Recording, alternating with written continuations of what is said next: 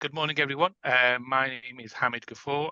I lead the social housing team at BDO, and welcome to the webinar today, which is on the new standard regime around consumer standards, and linking that in is around what internal audit will be looking for.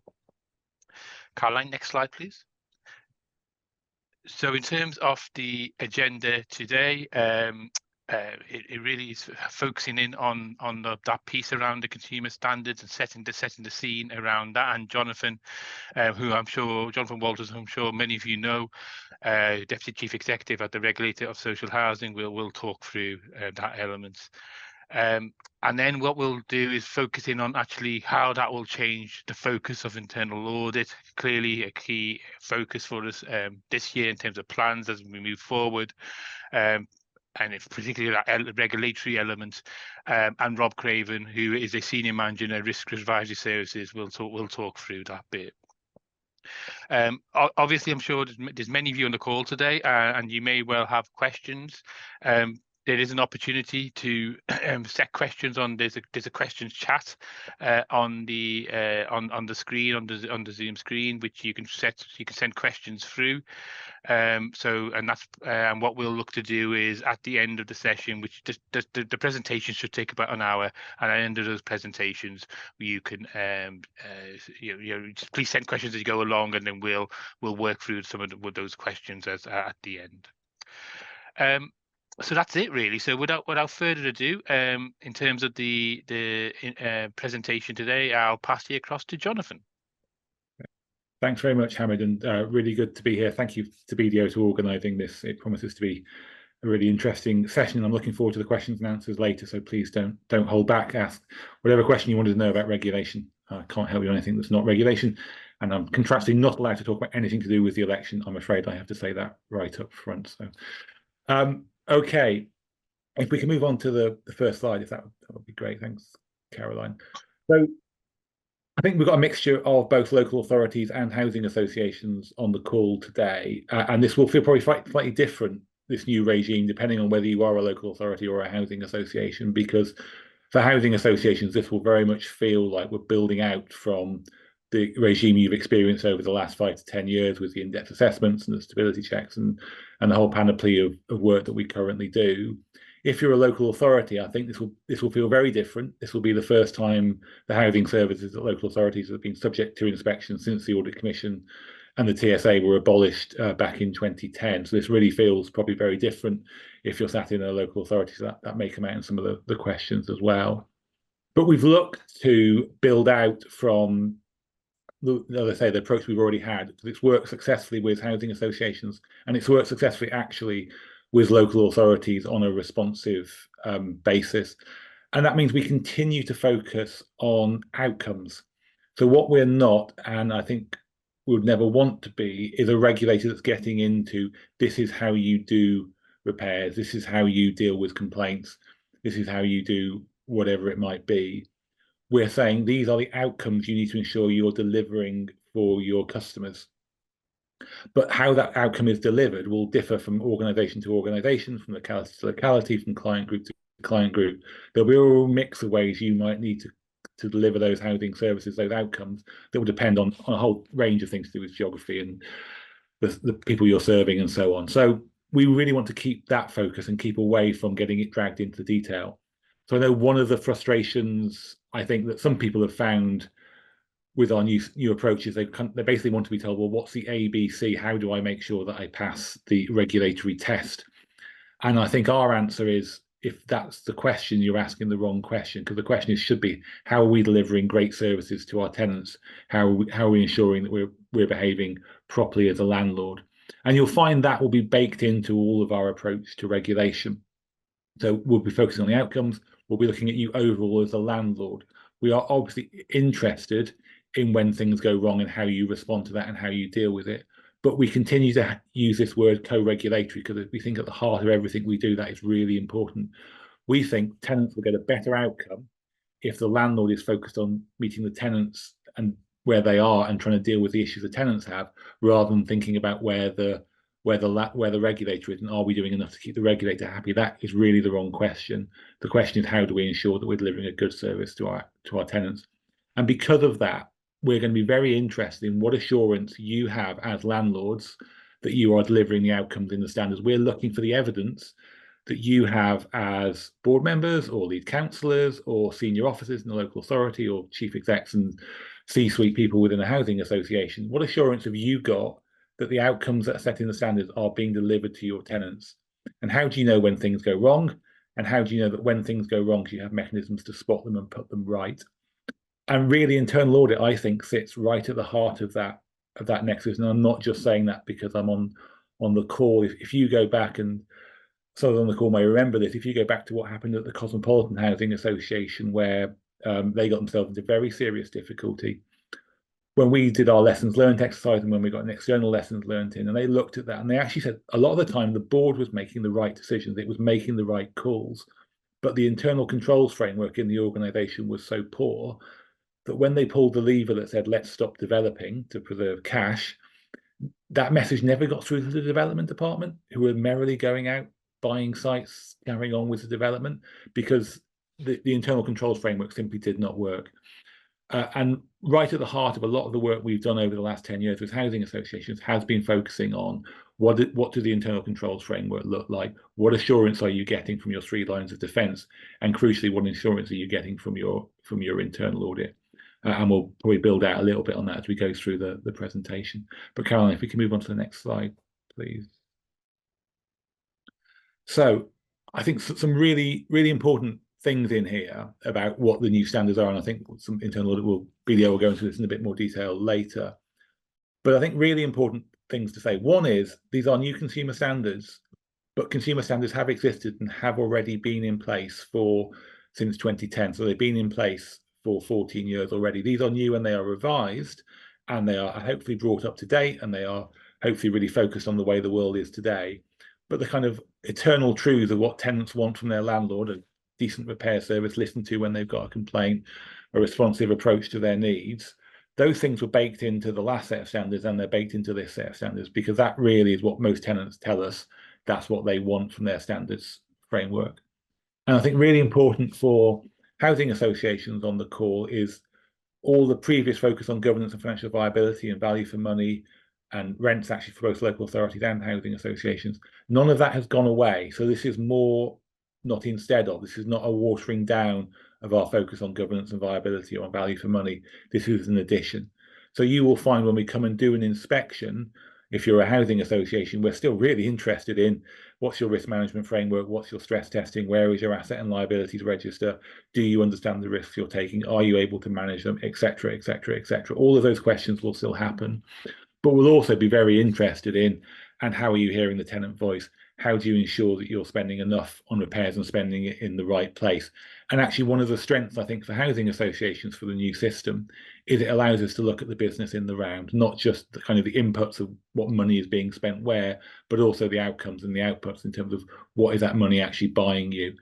And given the significant increased spend on existing stock in the light of damp and mold and building safety, and thinking forward to EPCC and Decent Homes 2 and net zero, and the significant increase in focus on existing stock, it is really important that housing associations are able to look at the quality of the services they're buying when they're investing in homes, and looking at what they're actually finding when they spend that money.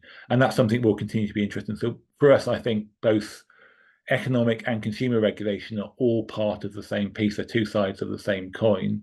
And the questions we'll be asking of the board will, if you're a housing association, will often be about both of those things. And I think in all of those, again, that assurance that the board has about, is information we're receiving, is it reliable, is it valid, is it appropriate?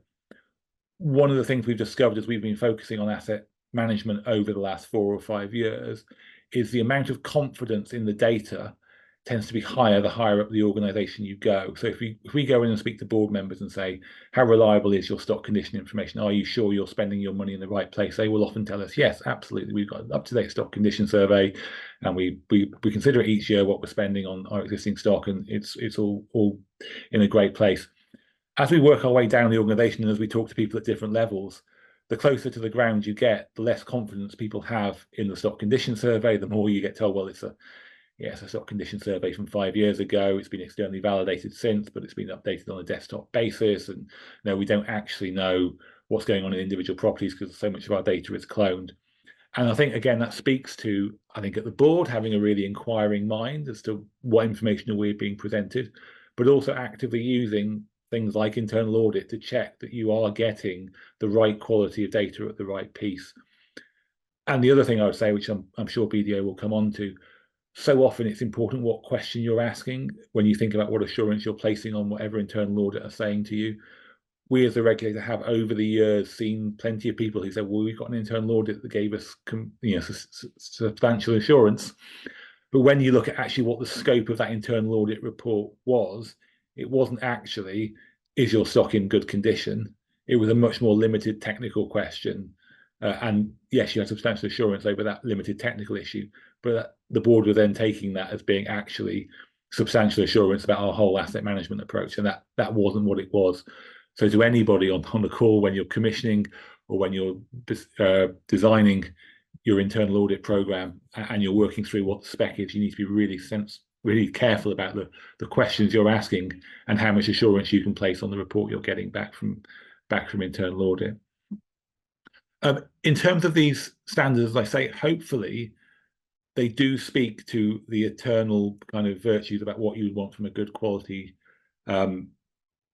housing provider. So we are looking for safety and quality, and that's where the government will put the new decent home standard when that comes into place. Obviously, all of this has been made more complicated by the election. I think we were expecting and hoping if it was an autumn election, we'd have a consultation on the decent home standard out shortly. Obviously, all bets are now off until after the election, and we'll need to see what the new incoming administration does of whatever colour and where it wants to pick up where the current administration has left off and whether it carries on or whether it starts again. So all of those questions, I'm afraid, are just adding to uncertainty in providers' business plans. I don't know when we're going to see a new decent homes standard, but I'm sure that stock quality in the social housing sector will continue to be important, whichever political party gets into power. And while we wait for that new decent home standard, the existing one is in force, and you need to be making sure that you are actually delivering against the existing decent homes standard. When it comes to transparency, influence, and accountability, this is very much about saying, how are you hearing the tenant voice? How are you ensuring that when you're making your strategic decisions, you're considering the needs of your customers? Are you ensuring that you're thinking about your customers in the round? Are you confident that you are delivering a good service to all your tenants, irrespective of their location, of their demography?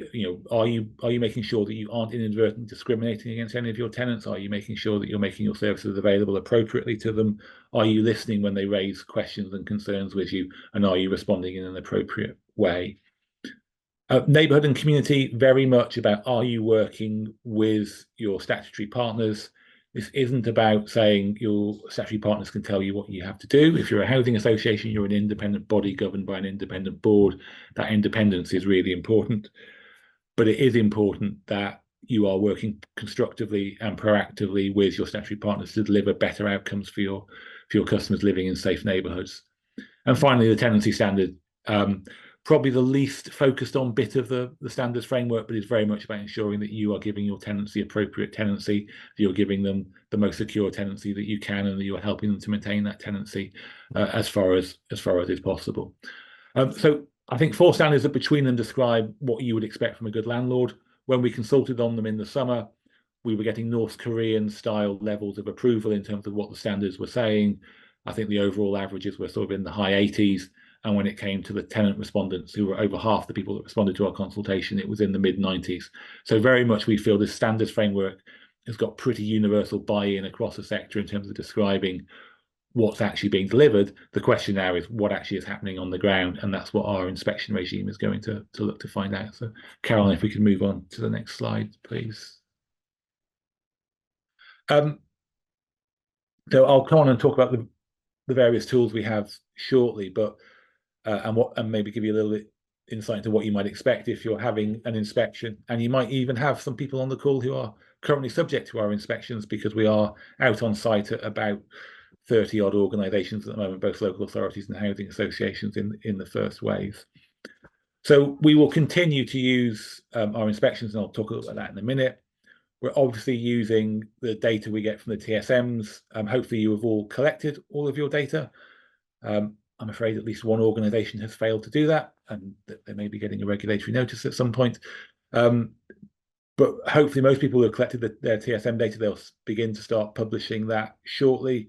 And we will be making that available in the autumn once everyone has submitted their data to us and we've checked and cleaned the data. So that TSM data set will be there. It will be useful. I think it will be more useful over time. I think in the first year, the TSMs will be a helpful can opener, but I don't think there'll be any more than that. And I think probably for the first couple of years, we're going to spend a lot of time angsting around data quality issues, collection methodologies. I've met many people who've told me they're doing it properly, but the people down the road aren't. And I think there is a real concern around the gaming of the TSM data. So that's something we'll be looking at really closely in the first year or two. But I think by about year 3, once we start getting some trend data and individual landlords can start seeing how their performance trends over time on the TSMs, that's when I think they'll actually become a really useful tool. And then finally, one of the things we're doing quite a lot already is responding to people either whistleblowing or self-referring themselves to us in terms of having looked at the new standards framework and decided actually they're not meeting that standards framework. As a result, actually, our first regulatory judgments that will come out under the new regime won't be as a result of inspections. It'll be actually as a result of people having come to us and self-referred, or a whistleblower where we've looked at the evidence and found that they're not actually meeting the consumer standards.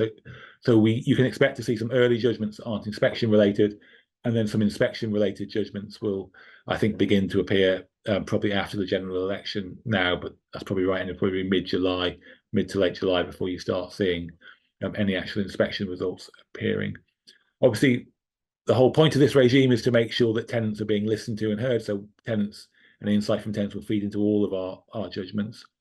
And of course, we retain, in fact, we had an augmented series of powers given to us in the new legislation. So we will use those powers as and when we need to get landlords back to compliance. But that co-regulatory point about it is better for landlords to be delivering the outcomes required rather than the regulator getting involved, we hold really dear to that. So all of our interventions will be gradated, and we will only be using our more sort of extreme powers in appointing board members, fining, appointing managers, launching statutory inquiries, all of those sort of far end spectrum of the powers. They are very much held in reserve. They are absolutely powers that we only use where we think the landlord is either unwilling or unable to address the issues we've identified. Where a landlord is, in our view, willing and able, they can be non-compliant, but if we're confident that they are actually able to put things right, then we'll probably take something like a voluntary undertaking from them, and we'll work with them as they get themselves back to compliance. But where we think they're unwilling or unable, then we will use those wider range of tools. If you could move on to the next slide, please, Caroline. That's great. So the bit everyone is very excited about is the consumer judgments. What are they going to look like? How are they going to feel? We've been really clear, I think, hopefully, if everyone has got this message, that C1 to 4, C1 does not mean everything is perfect in the garden. And actually achieving a C1 is going to be quite difficult. If you look at the range and breadth of issues covered by the consumer standards, there's an awful lot in there. The sense that everybody is going to be getting all of that right all of the time, that's going to be really hard to achieve. So even if you're at a C1, we're not saying you're hitting all of the outcomes in the standards all the time, because that's going to be really difficult. But I think our experience of doing the pilot projects, this I think is beginning to be confirmed by some of our inspection work, is that actually a lot of organizations have still got quite a lot to do. So a lot of people are going to be in that C2 space.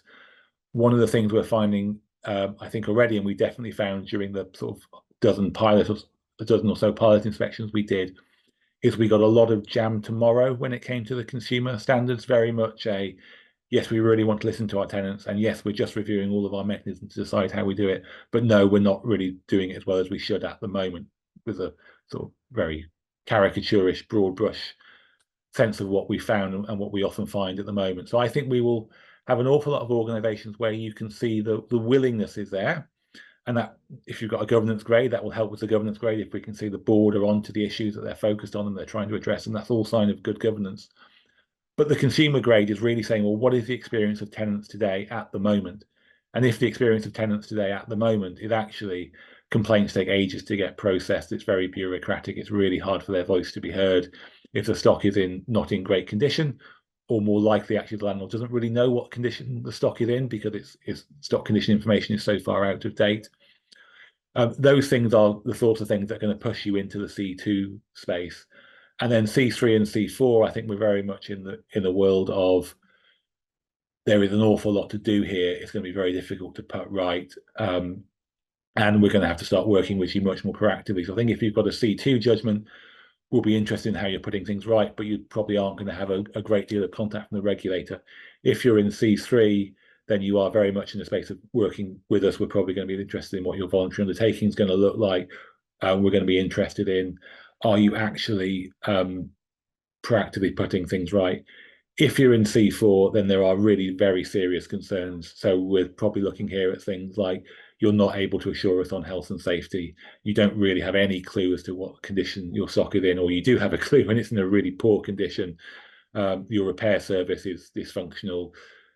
Your complaint service is creaking and not dealing with complaints. Especially all of those things are beginning to push you into C4. Now, obviously, if you're a housing association, you're getting a C judgment sat alongside a G judgment sat alongside a V judgment. So those three things in the round will tell you something about both what is the quality of the services to the tenants, what is the quality of the governance arrangements putting those things right, and have you actually got the money to put those to deal with those issues. I think I can see a world in which we're going to have an awful lot of organisations who are C2, V2, G1. We're going to have a lot of organisations who are a mix of those things. If you're a local authority, of course, you've only got the consumer grade because local authorities are democratically accountable. We don't have oversight of the governance or the viability. And I think one of the interesting pieces in the new regulatory world is going to be local authorities saying, yes, we agree. We don't know what we should know about our stock, or we agree that we're not delivering the outcomes for our tenants, but actually we don't have the money to put things right. That's going to be a difficult conversation we're going to have with a lot of local authorities because we don't have the oversight of the HRA or the overall local authority finances. And I think that is that's going to be a clear source of regulatory interest. I mean, it's going to be a topic we discuss regularly, I think. But our view is the consumer standards are what a reasonable landlord should be delivering. And a lot of the things that we find are going wrong aren't really related to finance. A lot of them are related to culture and focus. You know, tenants are in local authorities are paying their rents just as housing association tenants are paying their rents. That money is meant to be going to providing a decent landlord service. And in our view, a decent landlord service includes making sure all the gas checks are carried out on a timely basis, that the FRAs are responded to, that electrical safetying is done appropriately, etc., etc. So there's a lot in there that is not really about significant capital costs, but is about, are you really focused? Have you got the systems and processes? And again, that's another place that internal audit will play in very closely. Okay, Caroline, if we can move on to the next slide, please.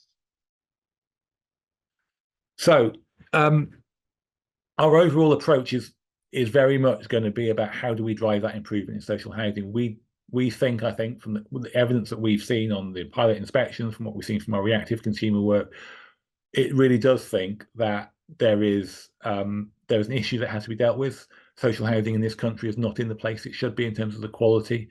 The services to tenants are not where they should be in terms of the responsiveness. Now, there's a really important conversation that's above my pay grade about the reasons for that, about structural funding and decisions about rent levels and all of those sorts of things. So absolutely, it's a legitimate discussion to be had about why are we where we are. But I don't think that takes away from the fact that if you're a tenant in social housing, you are possibly not getting the service all the time that you should be getting.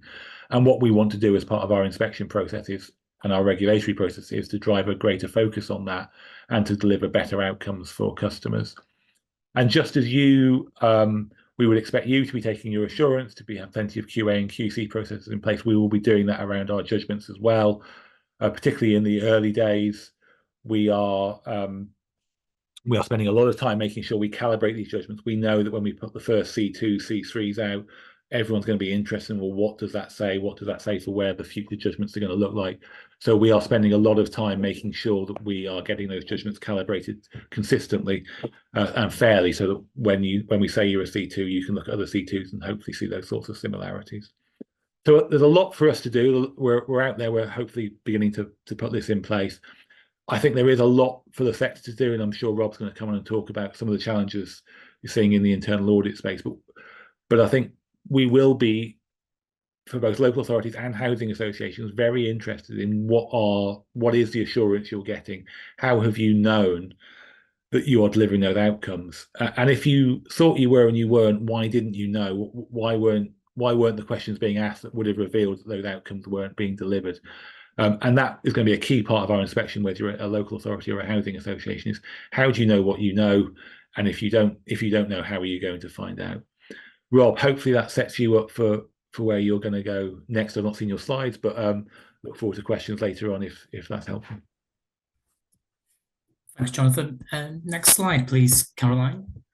So in terms of what I'm going to cover in this session, I'm going to talk about the different standards in the consumer standards, and then unpick the elements that are relevant to internal audit, and thinking about how we can make sure that our audits focus on the right areas, add value, and ultimately provide assurance to those charged with governance that we're meeting the requirements and exceeding the requirements as well.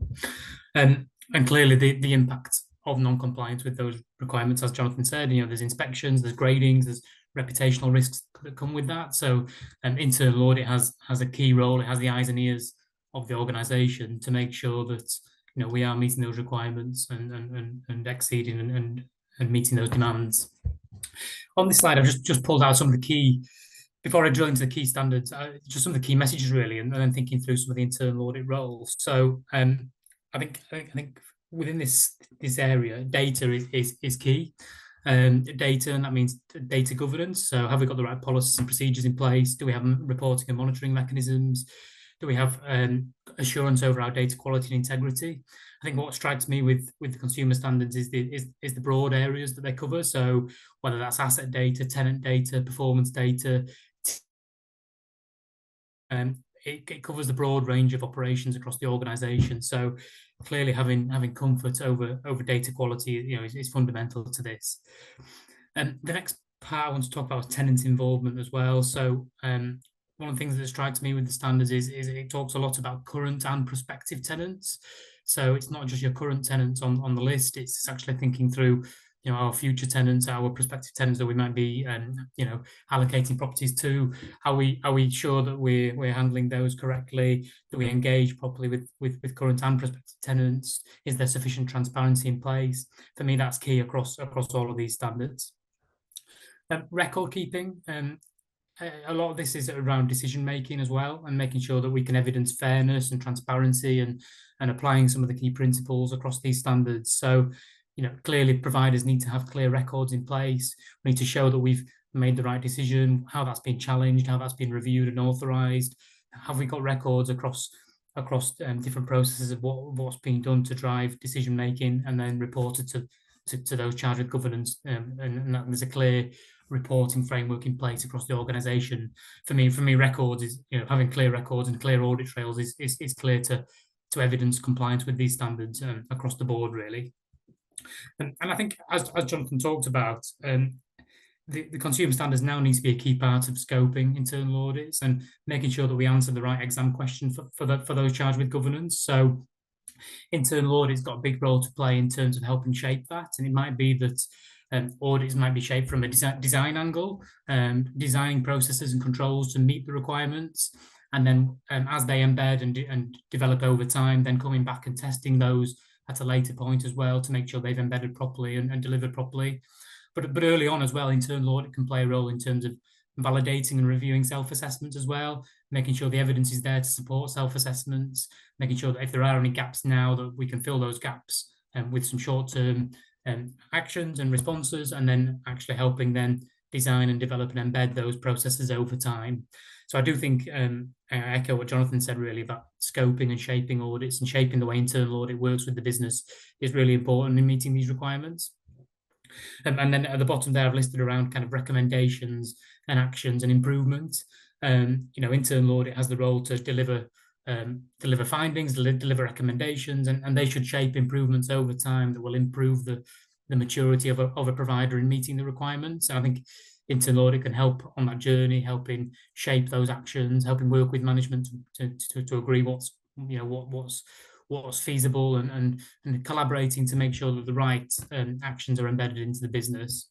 And then clearly, if there are findings coming out of internal audit that mean there is potential non-compliance, then there might be a role for using internal audit reports in a way to help shape self-reporting as well to the regulator. And I know that transparency is really important in these standards as well. So clearly internal audit has a key role to play. And over the next few slides, I'll just unpick further the different requirements of each standard and where I see some of the focus areas. Caroline, next slide, please. The first standard I've unpicked is the safety and quality standard. Clearly, stock quality is fundamental to this, and having an evidenced and accurate understanding of the condition of homes that our tenants live in. And this needs to be supported by a physical assessment with decisions made around those homes supported by the data that we hold. So clearly that links back to that data integrity point. Have we got comfort over the data that we hold about our stock? Do we understand our stock on a property by property basis? And when we're making decisions, it could be around repairs, around health and safety. Are we using the data that we hold to make those decisions, and can we evidence that? For me, in relevant audits around this area, internal audit should be looking at the decisions made around stock and what's being done, and making sure that's clearly backed up by the data that's held on file. Decency as well, meeting the definition of decent homes, having comfort around that definition, having comfort around the information that we hold to meet that definition is really important. And then equally, what's held on file needs to reflect what the work being done on the ground. So our stock condition records need to be up to date. It needs to show that we're meeting that required standard, and ultimately there needs to be ownership around how do we get comfort that we're meeting the requirements of that definition, and who's reviewing that, who's signing that off, who's authorizing that. It needs to be important that there's a framework around that as well in terms of reviewing an overview of that. Health and safety is key to this standard, ultimately ensuring that the tenants are safe in the homes that they live in. And that includes communal areas as well. And clear in this standard as well is around the completion of actions as well. So actions need to be completed on a timely basis. There can no longer be a risk-based approach where it's kind of left and held on file for a while before we remediate an action. And actions need to be completed as soon as possible. And there needs to be clear evidence of that on file to show that we're taking all the steps we can to make sure the tenant is safe in the property they live in. And as well, that links back to some of the later standards around working with other partners and third parties, ultimately making sure that we're contributing to the community that the tenant lives in. We're making sure they're safe, that they're where there's shared spaces with other partners, that's a safe environment, and that we're ultimately contributing to that through those actions and through completing the work that we need to as a provider of social housing. Repairs and maintenance has always been a key area of internal audit plans, and I think it still is a focus here. And the key messages that I see in this standard are around effectiveness, efficiency, and timeliness, but also framing it from the customer's perspective as well. So, is the repairs process easy to follow? Is it simple? Can the customer easily report a repair? Can they easily track the progress of a repair? I think with this area, it's probably about reshaping internal audits and making sure that we understand processes from a customer perspective as well as the provider's perspective, and making sure that is something that's easy to follow and the customer knows what's going on with the repair to help contribute to their property that they live in. And then finally, around adaptations as well. So clearly, adaptations need to be accessible for all tenants. There needs to be equality of fairness in that, and all tenants should have access to that service. And then there needs to be active cooperation with local authorities as well in using an adaptation service. So again, I think it's when we're looking at internal audits of that area, it's making sure that can all tenants access this service? Can we demonstrate that, and how do we get assurance that we know that our tenants can access that service, and internal audit needs to have a key role in getting under the skin of that to make sure that's possible and make sure that that's visible. And that links back to some of the later points around having access to services, engagement with tenants, access to information. It's clear that that's key in the consumer standards, and internal audit needs to make sure that the scope of our works covers that through the work that we do.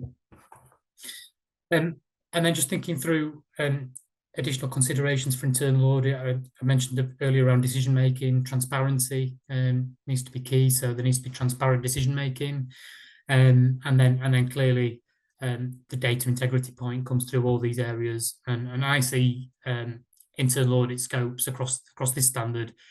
Data needs to be coming through front and center in the internal audit scopes of these areas, because this is clear that the data integrity around stock quality, health and safety information, the information we've got to meet decent homes, the repair service that we have, and the adaptations information and data and access. It's clear that data around that is fundamental to meeting this standard. So I see that being key as we shape our work in this area.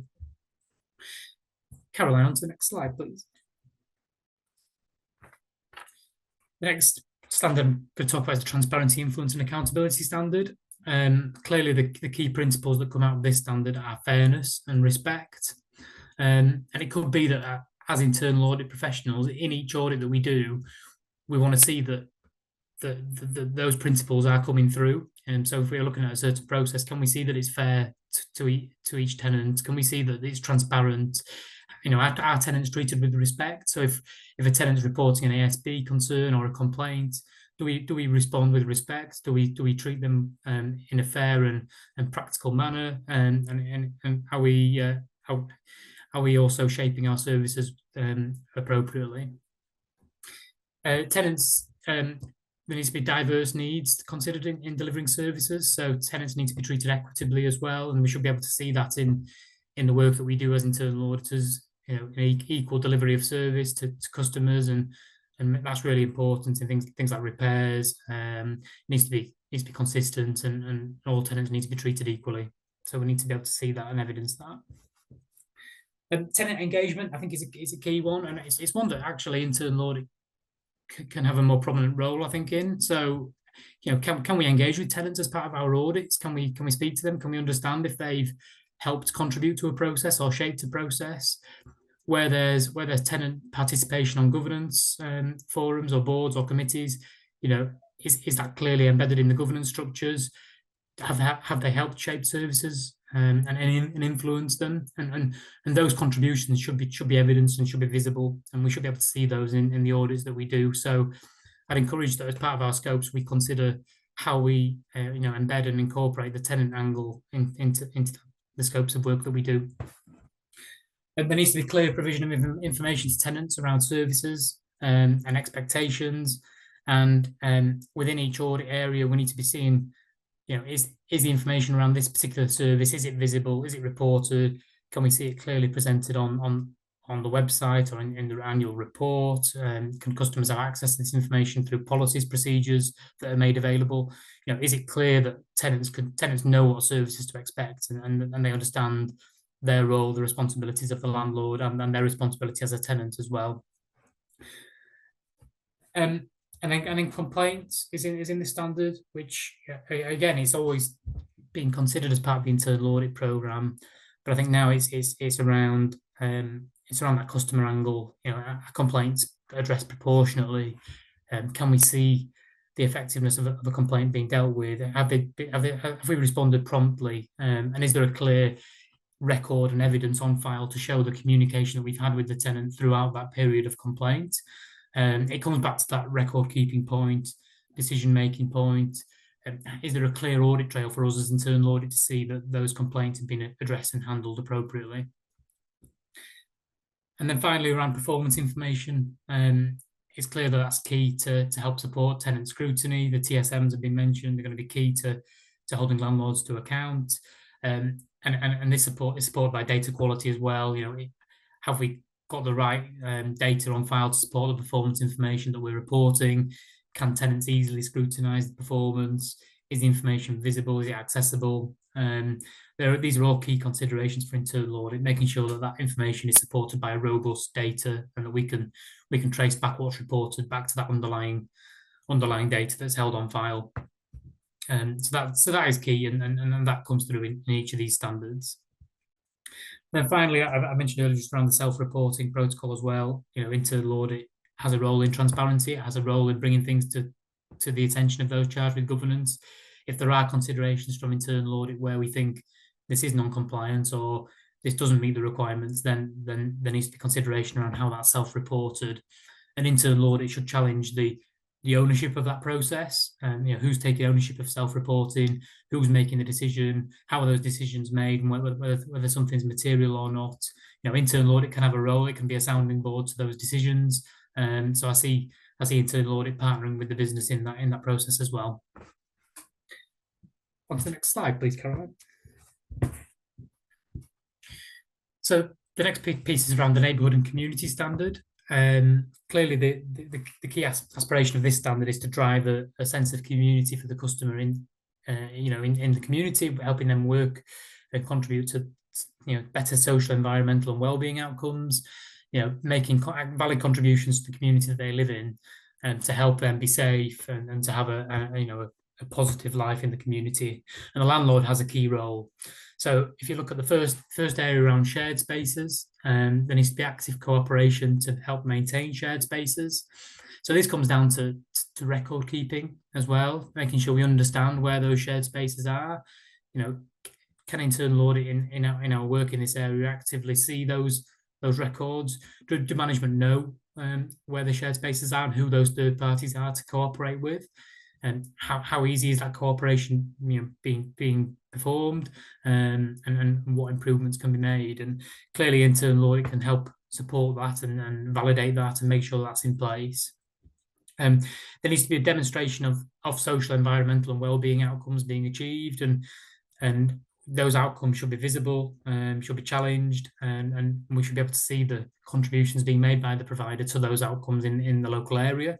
And it's almost no longer a silo anymore. It's now around kind of working together with other parties, making sure the customer outcomes are achieved, and the cooperation, it should be evidenced, and we should be able to see that happens on a day-to-day basis.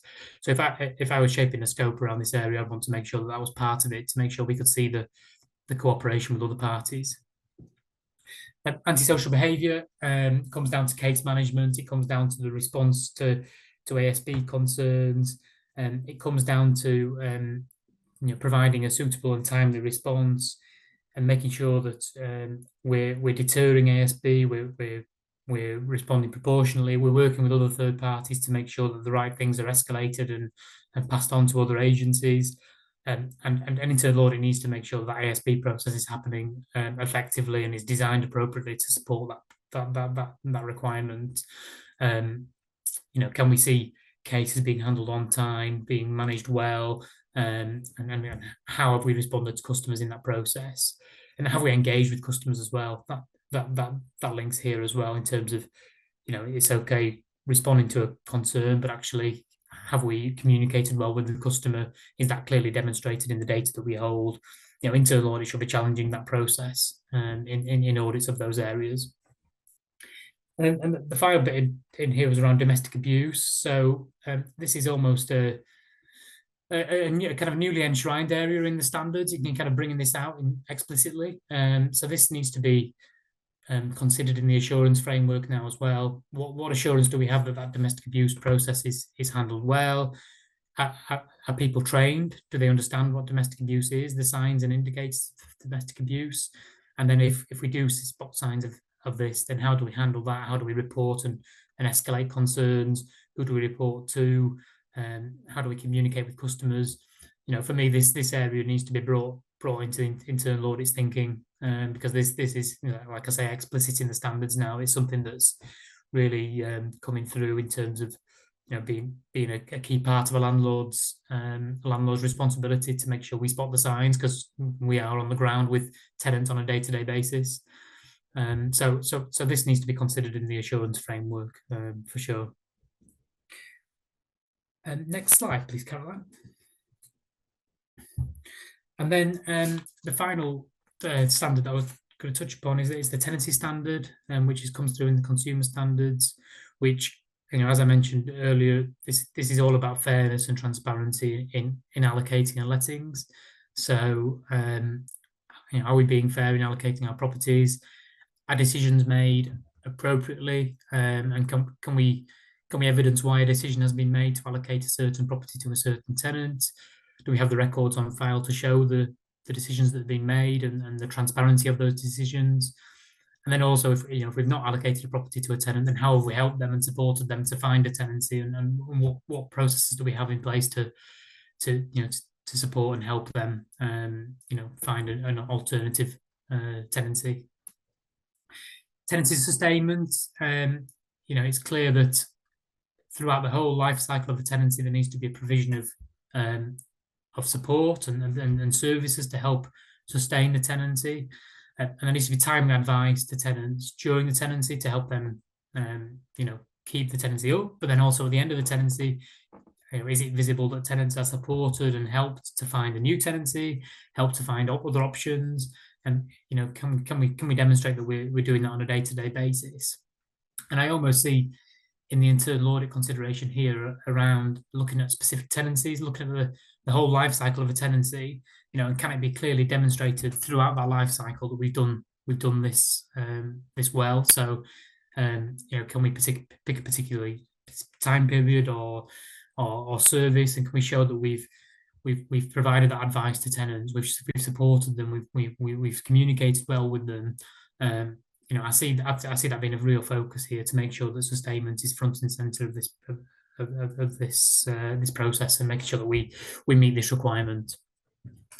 The tenancies need to be proportional to the accommodation and needs of individuals, so there needs to be a clear evidence as to why tenancies are proportional, why certain needs of individuals have been met in a certain way, and can we demonstrate that's been performed properly, and that we've got the right accommodation for the right tenant. And for me, that comes down to record keeping. It comes down to the decisions that have been made, the audit trails that we have to show that we've got the data to validate and make sure we're making the right decisions.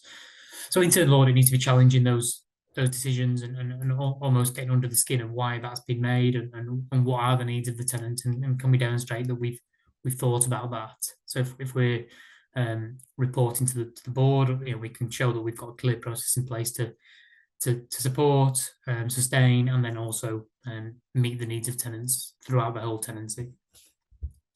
And then mutual exchanges as well. So they need to be fair, and they need to be applicable to all tenants free of charge. So this comes down to accessibility of the service, and it comes down to the protocols that we have to make sure that's available, and it's for those who struggle with access, that it's available to those as well. And there needs to be clearly equality and fairness in that process. So it links back to that overall principles that some of the standards enshrine, that we need to make sure that comes through in the work that we do. In terms of data here, I think tenancy agreements are key. So are tenancy agreements up to date? Do they reflect the needs and circumstances of tenants? Can we evidence tenancy agreements if asked for by internal audit to demonstrate why certain things have been done? Are there also protocols to support prevention of tenancy fraud as well? That's important in the standard. So, have we done the right kind of fraud risk assessment? Have we got the right controls in place? What are those controls, and how are we testing those on a regular basis through internal audit, and making sure that the board has comfort that tenancy fraud is being mitigated and prevented. So that's another key message that I think comes through in this standard. And again, it comes back to those clear procedures, clear controls, and that's a clear process for internal audit to think about as we're developing our plans going forward. And then the point around clear and accessible policies, it also links to the appeals process as well. So are we sure the appeals process is working properly? Are appeals handled correctly? Do we communicate well with tenants? Again, that could be a consideration for internal audit in this area, making sure that's handled well and it's managed well by the business. Caroline, next slide, please. So I've just unpicked it a little bit further, just around some of the considerations with regards to tenants to look for in internal audits. So can we see that they've been involved in scrutiny? Can we see they've handled and monitored performance and had receipt of timely and clear information? And can we see that tenants have access to a range of effective and responsive complaint mechanisms, and they've got the ability to escalate those complaints if they don't feel like they've been handled properly? And are we clear that that's reported properly? There's clear information and policies on the website for customers to understand what a complaint is and how to make it. That needs to be clear that there's transparency around that process for customers. Homes need to be demonstrated as safe and fit for purpose for tenants. Our records need to be up to date and proportionate to the needs of tenants. So we need to demonstrate that why a property is safe and why it's fit for purpose for that particular tenant.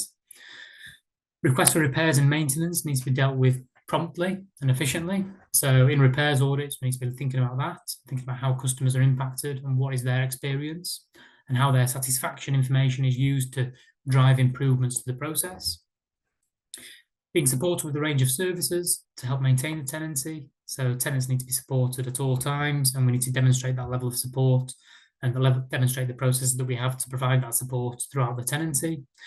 And then tenants should have a good quality of life demonstrated in the neighbourhood and the community, and landlords need to be able to contribute to that. So those contributions should be recorded, evidenced, decision-making challenged, and all that thought process needs to be captured in the information that we hold. So as I mentioned earlier, I think internal audit should be thinking about the tenant perspective in all audits that we do, and that needs to come out really clearly. And that could be tenant feedback, it could be surveys, it could be interviews if we can, it could be discussing and observing tenant forums in governance structures. That needs to be clear in the internal audit provision and help give the board comfort and assurance that the tenant perspective has been considered and they understand what that is and they understand the improvements that are going to be made on the back of that. Caroline, next slide, please. And then I just finally want to just touch upon some of the kind of expected challenges based on experience working on internal audit in the sector. I think data quality and integrity will be a challenge. I think making sure that systems are robust, making sure systems talk to each other, are reconciled, and are up to date. Clearly, that takes responsibility, it takes ownership, and it takes clear processes to make sure that those key systems are kept up to date. And it comes back to data governance as well. So having the right governance protocols in place to support improving data and the policies around that data as well. So aspects for internal audit plan could cover data quality, integrity, and data governance as well. I think that's important to consider, making sure those protocols are embedded from the top down. Recording decisions made, I think it's always been a typical challenge, making sure those audit trails are robust, making sure that we evidence why certain decisions have been made and making sure that we actually record them. Often some decisions can be made informally, can be made in verbally in meetings, but actually recording them and evidencing in them is sometimes a challenge. So I do think that's something that providers should look at and think about how we can better record some of the key decisions across these standards. Tenant involvement and contribution, again, it's just around evidencing that and documenting that and making sure it's clear as to how tenants are embedded in processes. So it might be that we look at the design of certain processes and controls and making sure that actually the tenant involvement is considered in those processes. An internal audit can help shape the design as well. So, with the eyes and ears that we have, we can help make sure that we shape the processes and controls in the right way to meet these requirements, so that then when they're embedded and developed over time, those controls will be robust and operating effectively to meet the requirements. Because clearly, with the standards, for me, there's a maturity piece here around kind of developing maturity over time, and I think internal audit has a key role in helping shape the processes and controls to be robust and fit for purpose for that maturity. And I think the cooperation with other third parties could be a challenge, and it might take a bit of work. It might take developing partnerships, communication protocols with third parties.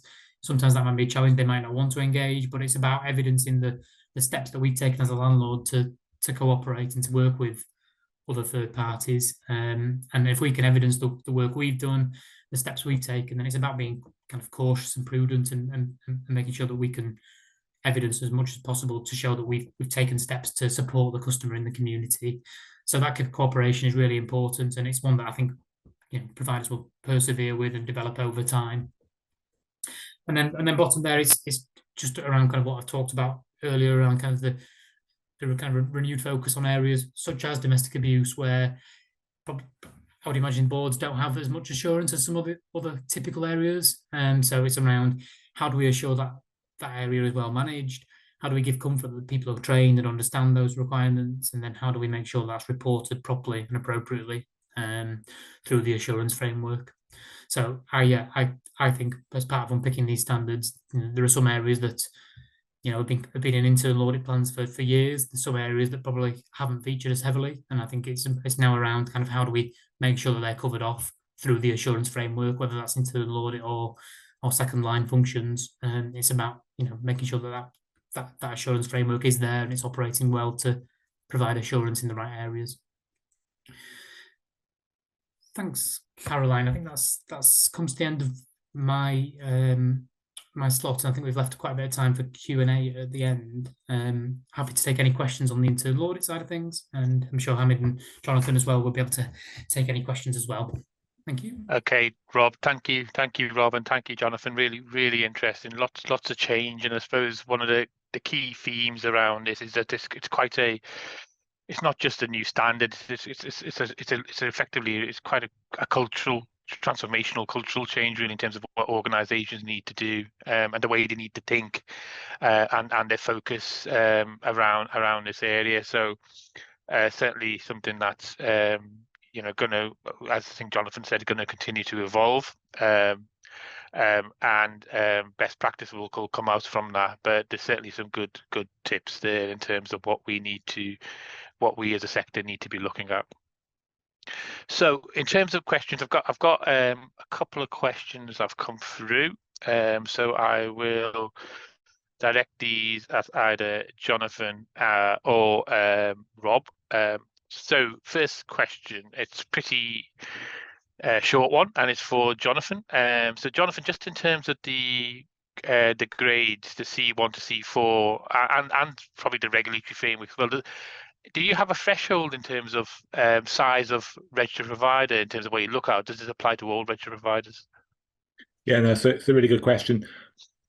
So the framework applies to everybody. So the standards, whether you're a 1 unit arms house or whether you're 100,000 G15 member, the standards apply to all social landlords.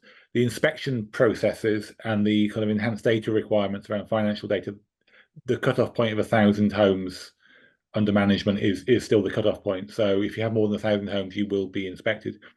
If you have less than 1,000 homes, you'll be expected to supply or expected to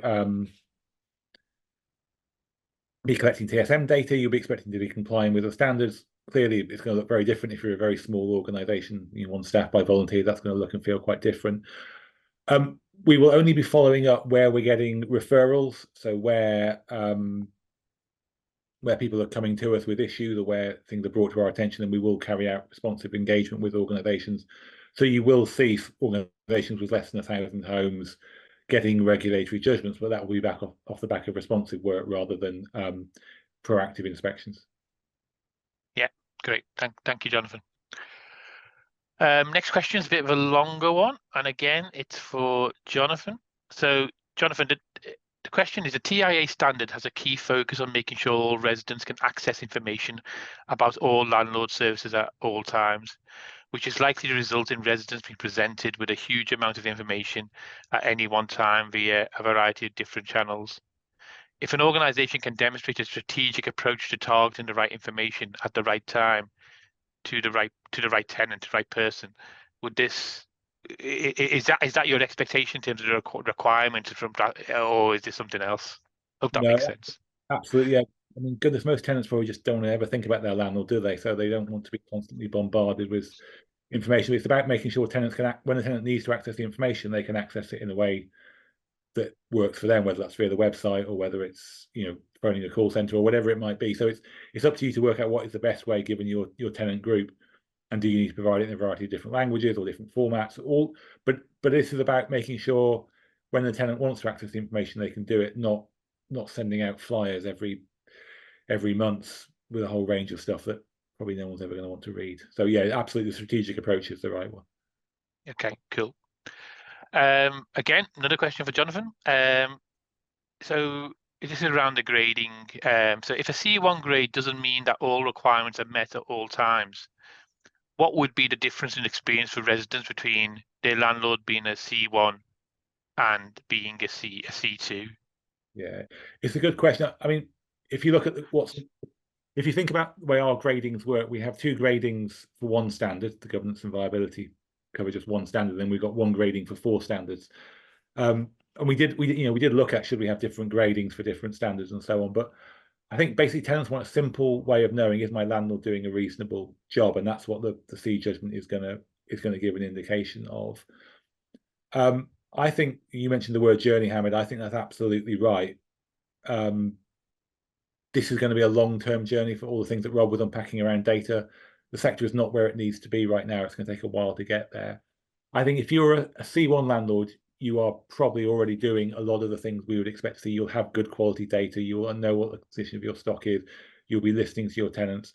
That's not to say that every one of your homes is going to meet the decent home standard at all times, because there are reasons why they won't at various times. It's not that you won't have got some complaints wrong, because you will, because stuff just goes wrong.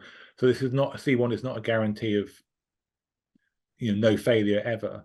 But a C2 is saying there are some structural things that need to be sorted out within this organisation. Maybe it's to do with stock quality, maybe it's to do with the complaint service, whatever it might be. But you know what I mean? There'll be a very specific thing you can point out and say, this is not really working in this landlord.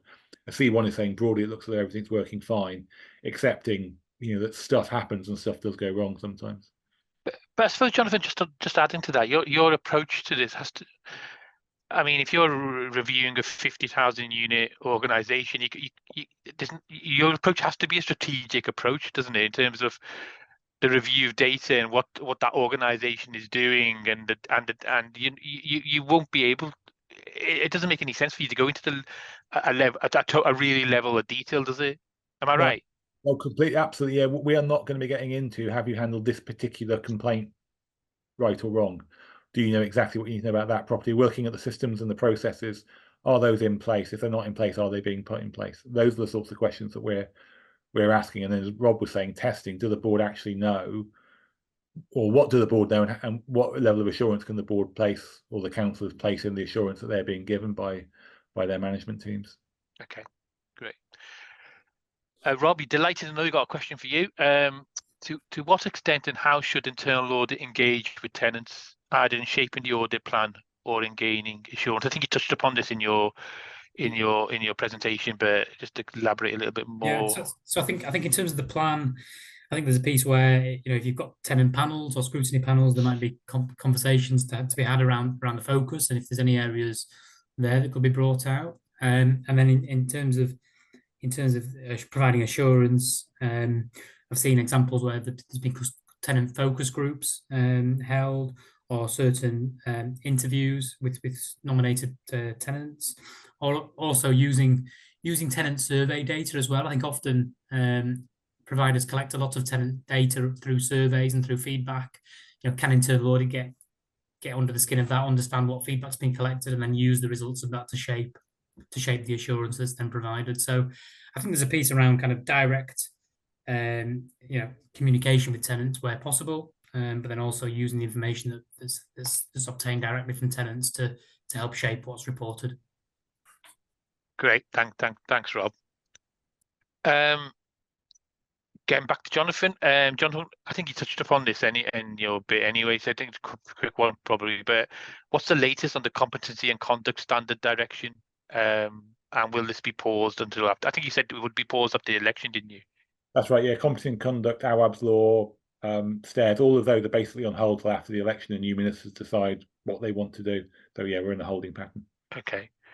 Admin question, which I'll take in terms of slides. Yes, slides will be sent out after this. No issue with that at all. Right, another question for Jonathan. Given the level of detail and process included in the RHS RSH consumer standards and the level of North Korean adherence in the sector, is there now a risk that housing associations and their debt will be considered as public rather than private entities? No, we were really careful about that.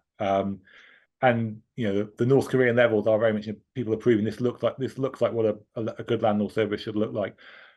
I mean, honestly, if you look at what's in these standards compared to what used to exist under the Audit Commission or the Housing Corporation, these are a million miles away, and they are very much about overall, what are the outcomes that are being delivered. They are really not getting into this is how you should run your business. Yeah. If you're a HA for-profit landlord, you're an independent organisation. You've got to make the right decisions for you as an organisation. Cool. Okay, thank you. And the final question on the list here is, and I suppose again this probably evolve with process and it's probably dependent, but how long will a C3/C4 landlord get to fix the issues, and what happens if they don't? Yeah, it's a really good question. I mean, I think as people know, we have a willing and able test. Is the landlord willing to put things right, and is it able to? Now, clearly, if you're willing to and you're able to, then that should be a relatively light touch. We often find, and that's a normal combination with most of the sector. To be honest, most of the people in the sector want to do a good job. They want to put things right. So if we find things are wrong, they will try and put things right where we've identified there is an issue. Sometimes you have landlords who are not willing, and that's where we often tend to start using some of our more really formal powers, intervention powers. Sometimes they need a bit of help, sometimes they need a bit of strengthening. So you'll find appointments to boards. There are things like that where they just need a bit more capacity to enable them to sort things out. I think one of the questions and forefront of our minds at the moment is, for example, local authorities, where the HRA is under pressure, overall local authority finances are under pressure, and actually the stock might need significant reinvestment to get it to the place it needs to be to meet the decent home standard. In those sorts of situations, I think that's going to be an interesting conversation with us and the local authority, and possibly involving wider central government about, well, what happens if local authorities are struggling financially to put things right. But I think, as always, as we would always say, they need to be really honest with themselves about, are they doing the most they can to help themselves? Are they putting the rents up, as much as they can do to generate sources? Are they being as efficient as they can be? There are questions that people need to be able to answer, but we will have to see as time evolves. Are we in a position where we have people who really want to, but just simply can't afford to? And then what's the policy response to that, I think? Okay. Actually, another question came in as you were talking. And again, I suppose this will evolve as we go along. The question is, there are concerns from some colleagues that having appeals processes in place could have the potential of adding a stage to the complaints process. Are there any thoughts on this, please? I think you want your complaints process to be as fair and transparent as possible, and I think an internal appeals process will often be better than things going elsewhere, whether that's the court or onto the ombudsman. If you can resolve it internally, then that's a better result for everybody. But I mean, clearly, there's a question about the culture you have within your organisation to complaints, and and how you respond to them. It's not an easy world. Things that we see, the things that come to us, these are often really difficult, really complex cases where there isn't a simple right answer, and it's not always completely obvious that the landlord has done something wrong. So this is difficult, but the more you can do to demonstrate that you've taken the complaint seriously and tried to address it where you can, I think that's the better, and that's what we're trying to aim for. Brilliant. Okay. Just checking. I don't think there's any more questions. So I think we can wrap this up. So just want to say, firstly, thank you very much to both Jonathan and Rob for the presentations today. Have been extremely useful, and it was interesting actually in terms of when Rob was talking, how that was linking into what Jonathan talked about in terms of his areas as well. But clearly, this is an area that will continue to evolve. It's pretty new, so it'll be interesting to see what happens in the next 12 months, and obviously with the level of change going on with the election as well. I think from a sector perspective overall, there's going to be some interesting things happening in the next 12 months. So I think that effectively ends this session. We will send a communication out with the slides following this session, but I think that is it. So thank you very much, everyone, and yeah, take care. Have a good day. Thank you. Thanks, everyone. Thanks, Hamid.